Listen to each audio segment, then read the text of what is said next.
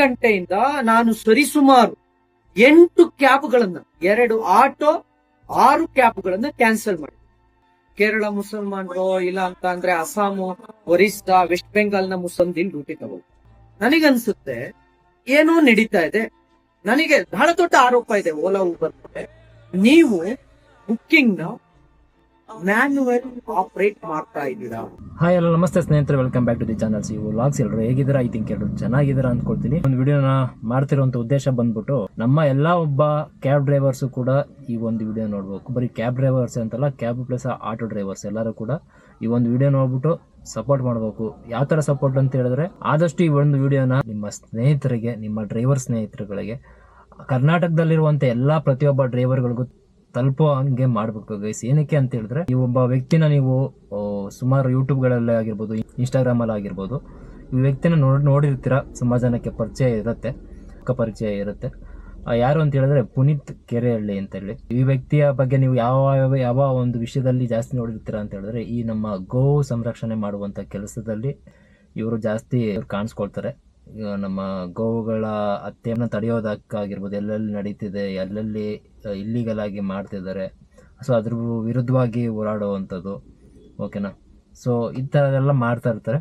So ನಾನು ಏನೋ ಒಂದು ರೀಲ್ಸ್ ನೋಡ್ಬೇಕಾದ್ರೆ ನಂಗೊಂದು ವಿಡಿಯೋ ಸಿಕ್ತು. ಸೊ ಇವರು ಬಂದ್ಬಿಟ್ಟು ನಮ್ಮ ಕ್ಯಾಬ್ ಅಥವಾ ಆಟೋ ಡ್ರೈವರ್ಸ್ ಪರವಾಗಿ ಧ್ವನಿ ಎತ್ತಿದ್ದಾರೆ. ಆಯ್ತಾ? ನಾನು ಹೇಳೋದೇನಪ್ಪ ಅಂತ ಹೇಳಿದ್ರೆ, ಸುಮಾರು ಜನ ನಮ್ಮಲ್ಲೇ ಸಂಘಟನೆಗಳಿದ್ದಾವೆ, ಆಟೋದಲ್ಲಾಗಿರ್ಬೋದು, ಕ್ಯಾಬ್ಗಳಲ್ಲಾಗಿರ್ಬೋದು. ಬಟ್ ಆ ಸಂಘಟನೆಗಳಲ್ಲಿ ಏನಪ್ಪ ಅಂತ ಹೇಳಿದ್ರೆ, ಯಾವಾಗಲೂ ಒಂದ್ಸಲ ಸ್ಟ್ರೈಕ್ ಮಾಡೋದು, ಯಾವಾಗಲೂ ಒಂದ್ಸಲ ಹೋರಾಟ ಮಾಡೋದು, ಸೊ ಅಷ್ಟಿಗೆ ಸೀಮಿತವಾಗಿರುತ್ತೆ. ಬಟ್ ಅದರಿಂದ ಮಾಡಿರತಕ್ಕಂಗೆ ನಮಗೆ ರಿಸಲ್ಟ್ ಸಿಕ್ಕಿದ್ಯಾ, ನೆಕ್ಸ್ಟ್ ಸ್ಟೆಪ್ ಏನು ತಗೊಳ್ಬೇಕು ಅನ್ನೋದನ್ನ ಇಲ್ಲಿ ಯಾರು ತಲೆ ಕೆಡ್ಸ್ಕೊಡ್ತಿಲ್ಲ. ಧ್ವನಿ ಎತ್ತಿದಾಗ ಎಲ್ಲೋ ಒಂದ್ ಕಡೆ ಜಾಸ್ತಿ ಜನಕ್ಕೆ ರೀಚ್ ಆಗತ್ತೆ. ಆ ಒಬ್ಬ ವ್ಯಕ್ತಿ ಬಾಯಲ್ಲಿ ಅದು ಬಂದಿದೆ ಅಂತ ಹೇಳಿದ್ರೆ, ಸೊ ಆ ವ್ಯಕ್ತಿನ ಫಾಲೋ ಮಾಡೋವಂಥವ್ರು, ಆ ವ್ಯಕ್ತಿಯ ಪರಿಚಯ ತುಂಬಾ ಜನಕ್ಕೆ ಇರುತ್ತೆ ಕರ್ನಾಟಕದಲ್ಲಿ. ಸೊ ಅದರಿಂದ ಜಾಸ್ತಿ ಜನಕ್ಕೆ ಇದು ಆ ವಿಷಯ ಬಂದ್ಬಿಟ್ಟು ನಮ್ಗಿರುವಂಥ ಪ್ರಾಬ್ಲಮ್ಸು, ಡ್ರೈವರ್ಸ್ಗೆ ಇರುವಂಥ ಪ್ರಾಬ್ಲಮ್ಮು ತುಂಬಾ ಜನಕ್ಕೆ ತಲುಪತ್ತೆ ಅನ್ನೋದು ನನ್ನ ನಂಬಿಕೆ. ವ್ಯಕ್ತಿ ಏನ್ ಮಾಡಿದ್ದಾರೆ ಅಂತ ಹೇಳಿದ್ರೆ, ಸ್ಕ್ರೀನ್ ಅಲ್ಲಿ ಕೂಡ ಹಾಕ್ತೀನಿ, ನಾನು ವಿಡಿಯೋ ನೋಡ್ಕೊಳ್ಬಹುದು. ಸ್ನೇಹಿತರೆ ನಮಸ್ತೆ. ನಾನು ಕನ್ನಡಿಗರ ಅಲ್ದೇ ಇರೋ, ಕನ್ನಡ ಬರ್ದೇ ಇರೋ, ಕನ್ನಡ ಮಾತೃಭಾಷೆ ಅಲ್ದೇ ಇರುವಂತ ಯಾವ ಕ್ಯಾಬ್ ಆಟೋಗಳಲ್ಲಿ ನಾನು ಓಡಾಡೋದು. ಬಸವನಗುಡಿಯಿಂದ ನಾನು JP ನಗರ್ಗೆ ಹೋಗ್ಬೇಕು. ಸ್ನೇಹಿತರೆ, 1 ಗಂಟೆಯಿಂದ ನಾನು ಸರಿಸುಮಾರು 8 ಕ್ಯಾಬ್ಗಳನ್ನ, 2 ಆಟೋ, 6 ಕ್ಯಾಬ್ಗಳನ್ನ ಕ್ಯಾನ್ಸಲ್ ಮಾಡಿ. ಡಿಫ್ರೆಂಟ್ ನೇಮ್, ಪ್ರತಿ ಒಬ್ಬನು ಕೂಡ ಬೇರೆ ಹೆಸರು. ಅಷ್ಟು ಜನರು ಕೂಡ ನಾನ್ ಕನ್ನಡಿಗರು. ಕೇರಳ ಮುಸಲ್ಮಾನರು, ಇಲ್ಲ ಅಂತ ಅಂದ್ರೆ ಅಸ್ಸಾಮು, ಒರಿಸ್ಸಾ, ವೆಸ್ಟ್ ಬೆಂಗಾಲ್ನ ಮುಸಲ್ಮಾನರು ಬಂದು ಇಲ್ಲಿ ಡ್ಯೂಟಿ ತಗೋ. ಒಂದು ರಾಘವೇಂದ್ರ ಅಂತ ತಗೊಂಡ್ರು, ಸರಿ ಅಂತ ಕೆಳಗಿಳಿದು ಇನ್ನೇನು ಹೋಗ್ಬೇಕು, ಅಪ್ಡೇಟ್ ಆಲ್ರೆಡಿ ಯಾರೋ ಉಮರ್ ಅಂತ ಬರ್ತಾರೆ. ನನಗನ್ಸುತ್ತೆ ಏನೋ ನಡೀತಾ ಇದೆ. ನನಗೆ ಬಹಳ ದೊಡ್ಡ ಆರೋಪ ಇದೆ ಓಲಾ ಊಬರ್ ಮೇಲೆ. ನೀವು ಬುಕ್ಕಿಂಗ್ ನ ಮ್ಯಾನ್ಯುವಲ್ ಆಪರೇಟ್ ಮಾಡ್ತಾ ಇದ್ದೀರಾ, ಆಟೋಮೆಟಿಕ್ ಆಪರೇಟ್ ಇಲ್ಲ. ನಿಮಗ್ ಬೇಕಾಗಿರ್ತಕ್ಕಂಥ ವ್ಯಕ್ತಿಗಳಿಗೆ ಬುಕ್ಕಿಂಗ್ ಕೊಡ್ತೀರಾ. ನಾನು 8 ಬಾರಿ ಕ್ಯಾಬ್ ಅನ್ನ ಕ್ಯಾನ್ಸಲ್ ಮಾಡಿ, 8 ಸಲವೂ ಯಾರು ಕನ್ನಡಿಗರು, ಕನ್ನಡ ಬರ್ತಕ್ಕಂಥ ಯಾವ ವ್ಯಕ್ತಿಯೂ ಇರ್ಲಿಲ್ವಾ? ಯಾಕೆ? ನಾನ್ ಕನ್ನಡಿಗಾಸೆ ಬರೀ ಬರ್ತಾರೆ. ನಾನು ಅನೇಕ ಬಾರಿ ಕೆಲವು ಸಲ ಹೋಗಿದ್ದೀನಿ, ಅವ್ರಿಗೆ ಕನ್ನಡ ಒಂದು ಕನ್ನಡ ಬರಲ್ಲ, ಸೇಫ್ಟಿ ಇರಲ್ಲ, ಅನ್ಸೇಫ್ಟಿ, ನಮಗೊಂದು ಚೂರು ಭದ್ರತೆ ಇರೋದಿಲ್ಲ. ನಮಗ್ ಬೇಕಾಗಿರೋ ಕ್ಯಾಬ್ಗಳನ್ನ ಆಯ್ಕೆ ಮಾಡೋದು ನನ್ನ ಹಕ್ಕು. ನಾನ್ ಬಿಸ್ನೆಸ್ ಬ್ಯಾರಿಯರಿಗೆ ಕೊಡೋಕೆ ಇಷ್ಟನೇ ಪಡೋದಿಲ್ಲ, ನಾನು ಕೊಡೋದಿಲ್ಲ. ಆದ್ರೆ ನನಗೊಂದು ಬಲವಾದ ಅನುಮಾನ ಇದೆ, ಓಲಾ ಮತ್ತು ಊಬರ್, ನನಗೀಗ ನಡೆದಿತ್ತು ಊಬರ್, ನನಗನ್ಸುತ್ತೆ ಮ್ಯಾನ್ಯುವಲ್ ಆಗಿ ಆಪರೇಟ್ ಮಾಡಿ. ಈ ಅಗ್ರಿಗೇಟರ್ ಆ್ಯಪ್ಗಳು ಏನಿದ್ದಾವೆ ಕರ್ನಾಟಕದಲ್ಲಿ, ಓಲಾ, ಊಬರ್, ಆಕ್ಚುಲಿ ಜಾಸ್ತಿ ಊಬರ್ ಅಂದ್ಕೊಳ್ಳಿ. ಆಯ್ತಾ? ಓಲಾ, ಊಬರ್, ರ್ಯಾಪಿಡೋ ಇದೆ, ಇಲ್ಲ ಎಲ್ಲ ಆ್ಯಪ್ಗಳಲ್ಲೂ ಇದ್ದಾವೆ. ಬಟ್ ಏನಪ್ಪಾ ಅಂತಂದ್ರೆ, ಎಕ್ಸ್ಪೆಷಲಿ ಜಾಸ್ತಿ ಅಂತಂದ್ರೆ ಈ ಊಬರ್ ಅಲ್ಲಿ ಏನಂತ ಹೇಳಿದ್ರೆ, ನಿಮ್ಗೆ ಗೊತ್ತಿರುತ್ತೆ, ಫ್ಲೀಟ್ ಕಂಪ್ನಿ ಮೂಲಕ ಎಲ್ಲಿಂದ ಡ್ರೈವರ್ಗಳನ್ನ ತಗೊಂಡು ಇಲ್ಲಿ ಕೆಲಸ ಮಾಡಿಸ್ತಾ ಇದ್ದಾರೆ ಅನ್ನೋದು ಗೊತ್ತಿರುತ್ತೆ. ಸೊ ಅದರಿಂದ ಯಾರಿಗೆ ಇಲ್ಲಿ ಏಟಾಗಿರೋದು, ಯಾರಿಗೆ ತೊಂದರೆ ಆಗಿದೆ, ಸ್ವಂತ ಗಾಡಿ ಇಟ್ಕೊಂಡಿರೋವಂಥವ್ರಿಗೆ, ಕರ್ನಾಟಕದಲ್ಲಿರುವಂಥ ಕನ್ನಡದ ಡ್ರೈವರ್ಸು, ಕನ್ನಡಿಗರು ಯಾರಾದ್ರೂ ಇದ್ದೀವಿ, ಸೊ ನಮ್ಮೆಲ್ಲರಿಗೂ ಕೂಡ ಇಲ್ಲಿ ತೊಂದರೆಗಳಾಗಿರುವಂಥದ್ದು. ಆಯ್ತಾ? ಸೊ ಎಲ್ಲೆಲ್ಲಿಂದ ಅಂತ ಹೇಳಿದ್ರೆ, ನಿಮಗೆ ಗೊತ್ತಿರುತ್ತೆ, ಈ ಲಾಸ್ಟ್ ಏನೋ ಒಂದು ಘಟನೆ ನಡೀತವೆ ಕರ್ನಾಟಕದಲ್ಲಿ. ಏನಂತಂದ್ರೆ, ವಲಸಿಗರು ಬಂದ್ಬಿಟ್ಟು ಮನೆಗಳನ್ನ ಕಟ್ಕೊಂಡು ಈ ಕಡೆ ಸುಮಾರು ಗೌರ್ಮೆಂಟ್ ಅವ್ರು ಬಂದ್ಬಿಟ್ಟು ಡೆಮಾಲಿಷ್ ಮಾಡಿದ್ರು. ಈಗ ರೀಸೆಂಟಾಗಿ ಸ್ವಲ್ಪ ಕಾಂಟ್ರವರ್ಸಿ ಆಗಿದೆ ಸಬ್ಜೆಕ್ಟ್ ಅದು. ಆಯ್ತಾ? ಸೊ ಎಲ್ಲೆಲ್ಲಿಂದ ಬಾಂಗ್ಲಾದೇಶ ಅಲ್ಲಿ ಇಲ್ಲಿಂದೆಲ್ಲ ಬಂದು ಇಲ್ಲಿದ್ದು ಪ್ರೂಫ್ ಮಾಡಿಸ್ಕೊಂಡು ಇಲ್ಲಿ ಮನೆಗಳು ಕಟ್ಸ್ಕೊಂಡು ಇದ್ದಿದ್ದು. ಸೊ ಅದ್ರ ರಿಲೇಟೆಡ್ ಮಾಡಿದ್ರು.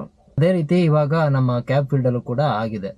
ಯಾವ ಥರ ಅಂತ ಹೇಳಿದ್ರೆ, ಫ್ಲೀಟ್ ಹೆಸರುಗಳಲ್ಲಿ ಬೇರೆ ಬೇರೆ ಕಂಪ್ನಿಯ ಹೆಸರುಗಳನ್ನ ಇಟ್ಕೊಂಡು ಬೇರೆ ಬೇರೆ ಕಡೆಯಿಂದ ಬೇರೆ ಬೇರೆ ರಾಜ್ಯದ ಡ್ರೈವರ್ಸ್ಗಳನ್ನ ಅವ್ರ ಹತ್ರ ಡಾಕ್ಯುಮೆಂಟ್ ಇದೆಯಾ ಏನು ಎತ್ತಂತಾನೆ ವೆರಿಫೈ ಮಾಡಿದೆ. ಆ ವ್ಯಕ್ತಿಗೆ ಡ್ರೈವಿಂಗ್ ಬರುತ್ತಾ, ಅವ್ನು ಇಲ್ಲಿ ಲೋಕಲ್ ಏರಿಯಾಗಳು ಅವನಿಗೆ ಗೊತ್ತಿದೆಯಾ ಅದು ಅನ್ನೋದ್ರ ಬಗ್ಗೆ ಯೋಚನೆ ಮಾಡಿದೆ. ಸೊ ಅವ್ರ ಬಿಸ್ನೆಸ್ ಮೈಂಡಿಂದ ಅವ್ರಿಗೇನು ಫ್ಲೀಟ್ ಅವ್ರಿಗೆ ಏನಾಗಬೇಕು, ಅವನಿಗೆ ಊಬರ್ ಅನ್ನೋ ಯಾರೋ ಮತ್ತೊಂದು ಕಂಪ್ನಿಯವನು ಅವ್ನಿಗೆ ಕಮಿಷನ್ ಕೊಡ್ತೀನಪ್ಪ, ನೀನು ನಂಗೆ ಇಷ್ಟು ಬಿಸ್ನೆಸ್ ಕೊಡಬೇಕು, ಡ್ರೈವರ್ಗಳನ್ನ ಇಟ್ಕೊಂಡು ಗಾಡಿಗಳನ್ನ ಇಟ್ಕೊಂಡು ಅಂತ ಹೇಳಿರ್ತಾನೆ.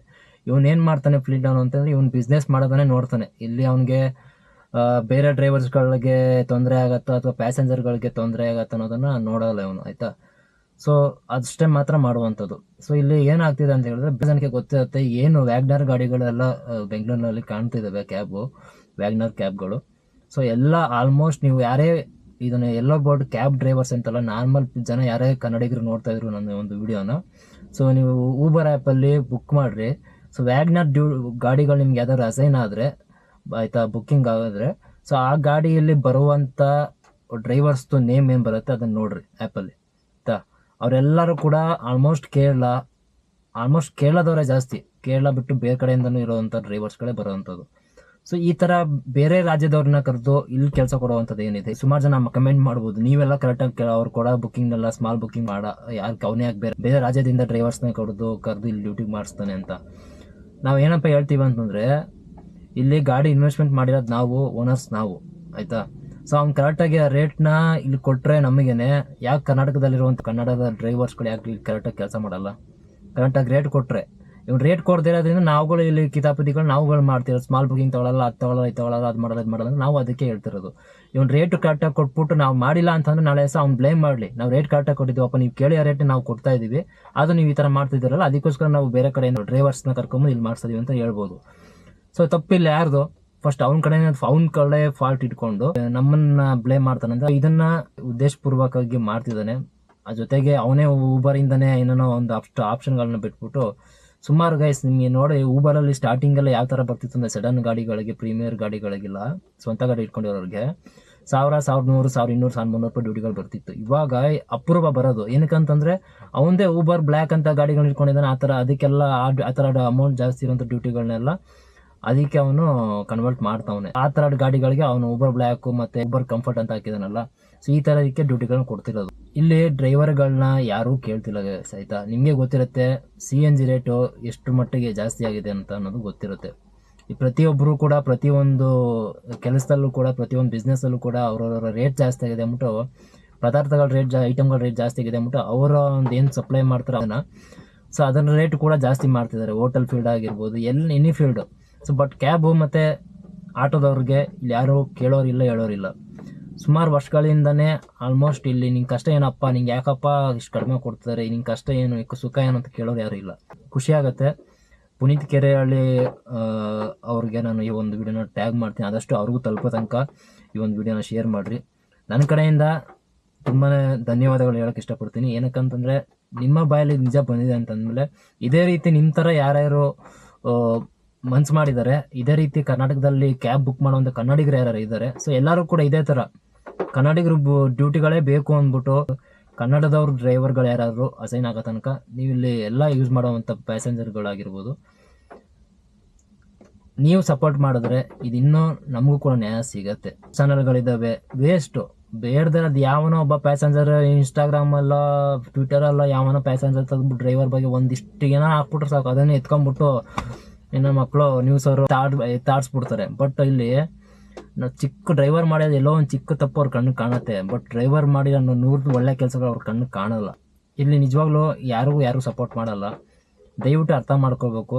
ನಮ್ಮ ಸಂಘಟನೆಗಳು ಯಾರೋ ಇದ್ದಾರೆ, ಇನ್ನು ಸುಮ್ಮನೆ ಆಗ್ಬಿಟ್ರು. ಎಲ್ಲಿ ತನಕ ಹೋರಾಟಗಳು, ಸುಮಾರು ಸಂಘಟನೆಗಳು ಬಂದವು, ಯಾರ್ಯಾರೋ ಚಾನಲ್ಗಳು ಮಾಡಿದ್ರು, ವೀಡಿಯೋಸ್ಗಳು ಮಾಡಿದ್ರು, ಹೋರಾಟ ಮಾಡ್ತೀನಿ, ಹಂಗೆ ಮಾಡ್ತೀನಿ, ಹಿಂಗೆ ಮಾಡ್ತೀನಿ. ಎಲ್ಲಿ ತನಕ ಬಂತು ಹೋರಾಟಗಳು, ಯಾರ್ಯಾರು ಎಲ್ಲಿ ತನಕ ಮಾಡ್ತಾ ಇದ್ದಾರೆ ವೀಡಿಯೋಸ್ಗಳನ್ನ, ಎಲ್ಲಿ ತನಕ ರೀಚ್ ಆಯಿತು ಅದೆಲ್ಲ. ಇನ್ನು ಬಂದಿರೋ ಅಪ್ಡೇಟ್ ಏನಪ್ಪ ಅಂತ ಹೇಳಿದ್ರೆ, ಯಾವುದೋ ಒಂದು ಎಲೆಕ್ಟ್ರಿಕ್ದು ಕಂಪ್ನಿದು ಒಂದು ಕಾರ್ ಬರ್ತಿದೆ.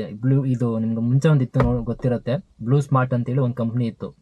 ಸೊ ಅವನೇನು ಮಾಡ್ತಿದ್ದ ಅಂತ ಹೇಳಿದ್ರೆ, ಕಡಿಮೆ ರೇಟಿಗೆ ಪ್ಯಾಸೆಂಜರ್ಗೆ ಸರ್ವಿಸ್ ಕೊಡ್ತಿದ್ದ ಆಯಿತಾ, ಡ್ರೈವರ್ಸ್ಗೆ ಇಷ್ಟು ಪ್ಯಾಕೇಜ್ ಸ್ಯಾಲ್ರಿ ಅಂದ್ಬಿಟ್ಟು. ಸೊ ಅದು ಕ್ಲೋಸ್ ಆಯಿತು. ಸೊ ಅದೇ ಥರ ಇನ್ನೊಂದೊಂದು ಬರ್ತಿದೆ. ಆಲ್ಮೋಸ್ಟು ಡೆಲ್ಲಿನ ಶುರುವಾಗಿ ಬೆಂಗಳೂರಿಗೂ ಪಕ್ಕ ಬರುತ್ತೆ.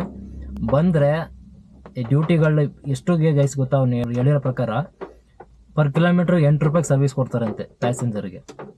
ಎಲೆಕ್ಟ್ರಿಕ್ ಗಾಡಿ vehicle, electric cab per kilometre 8 ರೂಪಾಯಿಗೆ ಸರ್ವಿಸ್ ಕೊಟ್ಟರೆ ಪ್ಯಾಸೆಂಜರ್ಗಳು ಯಾವ ಆ್ಯಪ್ನ ಯೂಸ್ ಮಾಡ್ಕೊಂಡು ಯಾವ ಗಾಡೀಲಿ ಓಡಾಡ್ತಾರೆ ನೀವು ಯೋಚನೆ ಮಾಡಿ. ಇದೆಲ್ಲ ಸಂಘಟನೆಗಳಿಗೆ ಗೊತ್ತಾಗಿಲ್ವಾ? ಗೊತ್ತಾಗಿದ್ರು ಸೈಲೆಂಟ್ ಆಗಿದ್ದೀರಾ. ನಮ್ಗೆ ಯಾಕೆ ಅದನ್ನು ಅನುಭವಿಸೋರು ಯಾರು ಗಾಡಿ ತೊಗೊಂಡು ಹಾಕೊಂಡಿರ್ತಾರೆ, ಗಾಡಿ ಓಡಿಸೋರು ಅಂತವ್ರು ಅನುಭವಿಸ್ತಾರೆ ಅಂತ ಸುಮ್ಮನೆ ಇದ್ದೀರಾ. ಇಷ್ಟೊಂದು ತಿಳಿಸ್ಬೇಕಾಯ್ತು. ಪುನೀತ್ ಕೆರೆಹಳ್ಳಿ ಅವ್ರಿಗೆ ಈ ವಿಡಿಯೋ ಮೂಲಕ ಥ್ಯಾಂಕ್ಸ್ ಹೇಳ್ಬೇಕಿತ್ತು. ಸೊ ಇವರಾದರೂ ಧ್ವನಿ ಎತ್ತಿದ್ರಲ್ಲ ನಮ್ಮ ಪರವಾಗಿ ಅಂತ ಖುಷಿಗೆ. ಸೊ ವಿಡಿಯೋನಲ್ಲಿ ಎಂಡ್ ಮಾಡ್ತೀನಿ. ಸೊ ಮತ್ತೆ ಇನ್ನೊಂದು ವಿಡಿಯೋ ಜೊತೆಗೆ ಸಿಗೋಣ. Take it, see you, bye bye guys.